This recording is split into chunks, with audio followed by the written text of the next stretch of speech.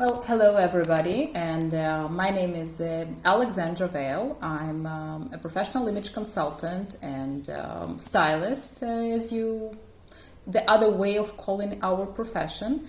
And I've been in this profession for the last, I'm used to say 10 years, but I passed 11 this year, so congratulations to me. I've been doing that for 11 years now. I work with precisely women. Most of my clients are women. I would say 95% are. And I do believe that the way I treat my clients and the way I work with them, my idea is to help them to embrace, first of all, their personalities through style. My strong belief is that personal style is not called personal for no reason, and it should reflect our unique traits, starting from within, from our characters, from our values, from our goals in life, and then we need to see how the outer parts of ourselves can help us to translate and tell that about ourselves to the outer world, and in the perfect scenario also help us to achieve our personal goals, fulfill our personal aims and values in this life. So that's for my vision as a stylist.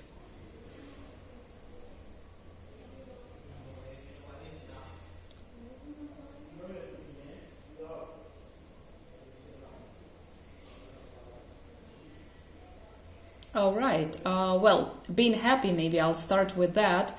And it might sound as a surprise, and I'd love to say something different, but as much as we all want, and I think many of my colleagues will agree, if they are honest, beautiful image cannot bring you happiness. Let's start with that. It can make you feel better. It can make you feel more self-confident. It can be a great tool supporting you on your way to your personal goals. But happiness, there is no magic pill for that, and I think I'm not the only one to say so. Do not treat personal image as a magic pill. It's wonderful to look great. It's even better to look yourself. But happiness is a completely different issue. So I do help and I do support, but I do not give any magic pills. Now, as for the issues, that probably would be the main issue that women do come to me with, is believing that changing their outer appearance, they can magically transform in somebody else, and by that achieving happiness. And unfortunately, our media, our popular culture, movies and magazines, but mostly movies and series today on TV, try to persuade us, unfortunately, that it is possible that by changing our appearance, and even more unfortunate, by changing it to match certain standards, we can actually achieve certain happiness, certain type of success, money, love, etc., etc. And I am maybe sorry to bring it to you, but it's not how real life works. So that's one of the issues, that the way we look, our image is a powerful tool, however, not a magic pill, even though TV and movies tell us that. Another issue, of course, is being unhappy with the way people look. And that now divides in two ways. One of the ways is I'm not happy with my clothes because I've been buying so much, yet I'm not satisfied. So much money has been invested, yet I'm not happy with the way I look. And the other issue is not being happy with what nature has blessed me with. Meaning I'm not happy with my face, I'm not happy with my figure, with my body shape, with my height. And at the end, the bottom line is that it all comes to not looking like a certain standard. So that's another big issue that we have to deal with. And probably the third one is how at the end, when we do talk, my clients and I, and we do discuss this issue, is, all right, so how do I really want to look? If it's not satisfying somebody's needs, be it men, parents, society, if it's not looking up to a certain standard for many reasons, then who am I? And actually, in terms of image, many grown-up, successful, wonderful, intelligent women suddenly don't have an answer to that. And we do have to dig deep and look for it together.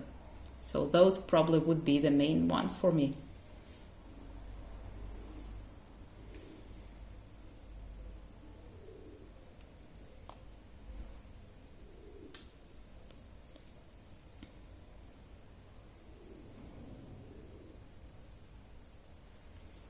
All right, so if we are talking about right colors, again, there are two ways to look at that. First, technical, and here we should touch probably on color analysis, and I'm sure that if you are interviewing many other stylists around the world, most of them will talk about it, the seasonal color analysis and choosing the right colors that complement your skin tone and your eyeshadow and your hair color. So I'm not gonna take too much time because there are so many others who's gonna, I'm sure, speak wonderfully about that. I would probably talk about another aspect that many people do not talk about, and that is how do colors reflect ourselves, us? Let's say each of us have found our own color palette, be it, if we talk about a seasonal color palette, autumn or summer or spring, again, there will be, I'm sure, more stylists to talk about it. So you have your palette, and usually your palette is around 20 to 25 different shades. But then, here's the very interesting part, and do I have to wear all of them? Do I have to wear all these colors?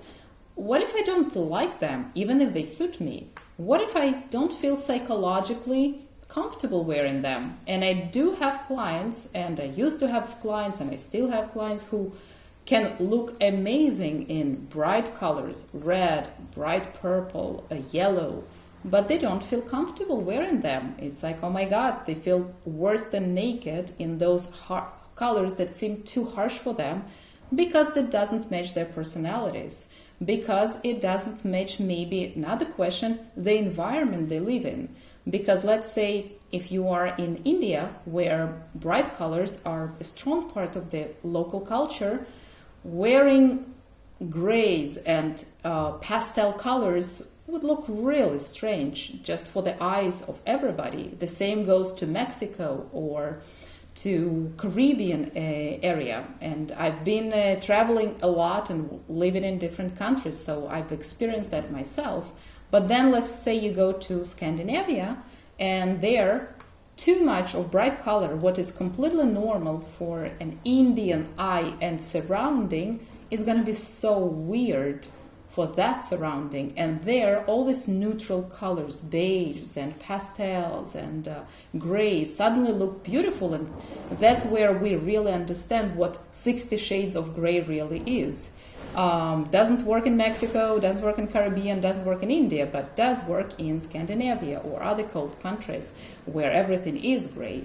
And that's where they understand that there are different shades of gray. So that's another thing that we need to consider. So the best colors for each woman is not only the colors that complement her skin tone, which, by the way, and many color analysts will probably not like me for that, but you can trick the system. You can put more makeup, you can arrange your hair in a certain way, you can take care of lighting and stand next to a window at that particular moment and make sure that a wrong color will still look all right on you. So sorry guys, but let's be completely honest here. However, it's much harder to trick your personality or your cultural surroundings. So the right color, it's not only something that fits me, which is great and important, but it's also what fits my surroundings, what fits my character and my goals. If I work in corporate environment, that's one story.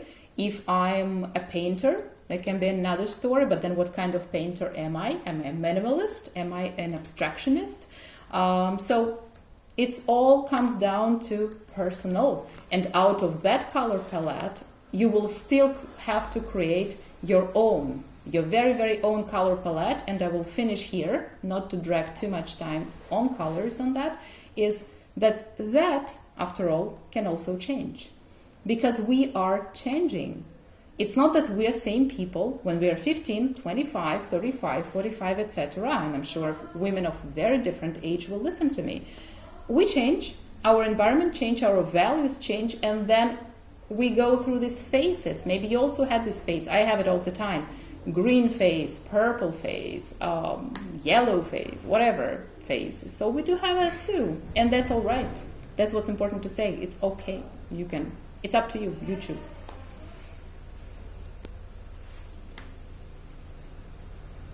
Yeah.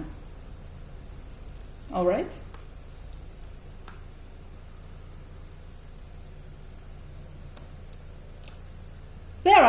There are, and there is this famous saying, so many clothes, nothing to wear. Yeah, some of us have that, but then on the other hand, we have the minimalist movement now, and people coming up to, and it's been very trendy recently, so many people think they can get away with very small, what we call capsule wardrobe, but then some of them are not happy with that. So again, we are coming back to personality. Let's first of all ask ourselves, what is our happy, best wardrobe?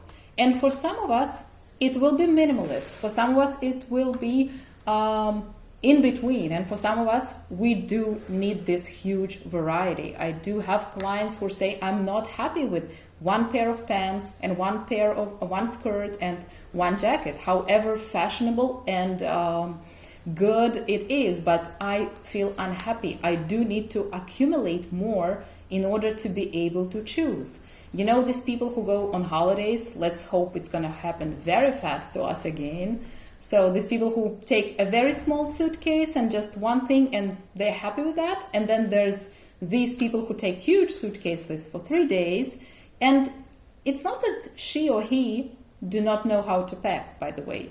And they do not wear half of these clothes, but it doesn't mean that he or she doesn't know how to pack. It's just the comfort zone. For some of us, the comfort zone is taking more to be able to choose from. That's why we're taking a lot. So first of all, let's see where each of you who is listening to this interview is standing. What makes you happy? A wardrobe full of clothes? Of course, not packed. A wardrobe where you cannot find your stuff, it's not a working wardrobe. So full and versatile and packed with things is different things. So let's remember that. So are you a minimalist? Are you a maximalist? Are you in between? So that's something, it's not about style, it's about personality. So you do you. Choose that. Then according to that, you have to decide, does your wardrobe match that? Another thing, of course, most of us, disregarding our personalities, many times fill our wardrobes with clothes because that's what, again, media and fashion industry tell us. And that's how they teach us to profit from that. First of all, having fun is shopping. And I teach all of my clients, and I will tell you, ladies who are listening to that, shopping is not fun. It's something we need to do. And then fun is spending time with your family, reading books, traveling, laying on the sofa, doing nothing, if you please, watching a good movie, thinking, meditating, whatever. Shopping? No, not in my books. Shopping is something you have to do. And sometimes you hire a stylist or a personal shopper to help you because life is too precious. So, but we are coached that shopping is the way to relax, to reward ourselves, to enjoy life. Otherwise, no, something is not okay. So that's one reason why we have so much stuff. Another is we are conditioned not to be happy with ourselves and to believe that just buying that particular lipstick or a bag or a shoes, usually no one buys one shoe, so shoes, will make us suddenly beautiful, successful, loved, whatever you name it. No, it doesn't. As I said, there's no magic pill. And that's another reason why we have such a stuffed wardrobes many times. So learning how to master these two things will already improve the state of your wardrobe immediately. Understanding what point you are happy at, next step, and then we can talk about matching your clothes. But when you already mastered these three things, and by the way, most of us can do it without a stylist, sometimes although you need a stylist to talk about that. It's like a clothes psychologist, yeah? So to talk it out. For us, we are like coaches here. We need to ask our clients right questions to guide them through understanding this stuff. So once our clients understand that, at least mine, it's so much easier than something they already see, which skirt matches which top. But before that, does she want this top? Does she need it? Does it make her happy? So the question of what fits me, what's fashionable, what fits my lifestyle will go on top of these three big key issues. And again, I'm not going to talk too much about those because I'm sure most of the stylists then will give you plenty of information how later we match the colors, the shapes, for those who it's important, the trends, etc., etc. But you have to first be aware and understand yourself and imagine your perfect wardrobe. What is it for you? No one can tell it to you, just you. And our personality influences everything. It influences how we talk, it influences how we present ourselves, and also what are we feeling comfortable in, and what we like to buy and how we like to buy. Because some of us buy exactly the same thing. Now, many stylists would come to such client and say, it's too boring. Let's buy different stuff. And you know what? Many times, especially if it happens on TV, those people will not wear these things because this type of attitude, this approach of not understanding your client's personality and just saying, oh, in my book, the wardrobe has to be versatile with many different styles. But we forget the person. Sometimes we ourselves, and when I just started, I was doing the same mistakes because I was very young. I came out of this stylist school, and that's what people are taught to do. And then I realized that it's wrong.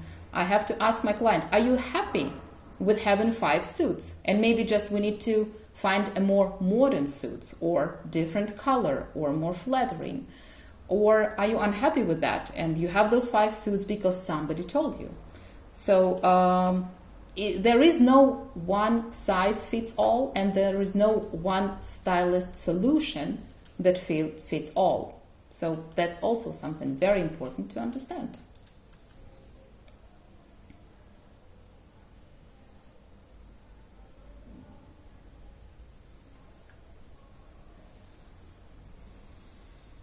Okay. I will give the same tips as I would give to a woman with any sort of, let's say, physical disproportion. And do not read me wrong here. Physically, let's say, visually, we call it disproportion. It doesn't mean that it's in any way disproportionate or wrong. And it can go with wide or very broad shoulders, big bust, or heavier lower part of the body, hips, and etc.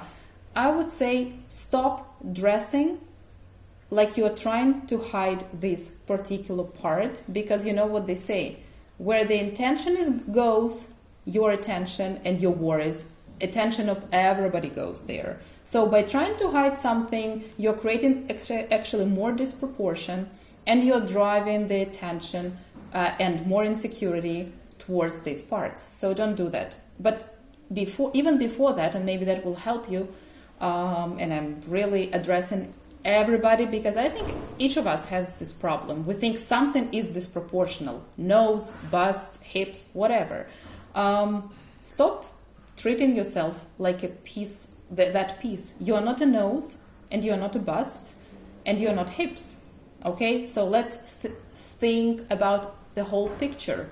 You're a face and a body. And so even if we're talking about the bust, so your bust is the part of your body. So let's see how you can create a silhouette that is harmonious in general. However, one tip I will give, technical one, and it goes for everybody, including ladies more blessed in their upper part of the body. Go with good underwear and do not save money on that. That can improve your world and will rock your world immensely. You feel good, go with a good, not shaping underwear, the one that will leave you feeling too snug, uncomfortable. Just go with something that's really comfortable. It gives you good support. Do not save money on that. You will already feel wonderful. And then treat yourself as a whole, as a complete person and not a body piece. None of us is a body piece. And don't dress particular part, whether it's gorgeous in your eyes. I think we are all wonderful in general, or you do not like how it looks, but don't treat yourself as one piece of something. Treat yourself in general, and then try to create harmonious lines and just do not address just one part. I think that would be a good advice, the way I see it.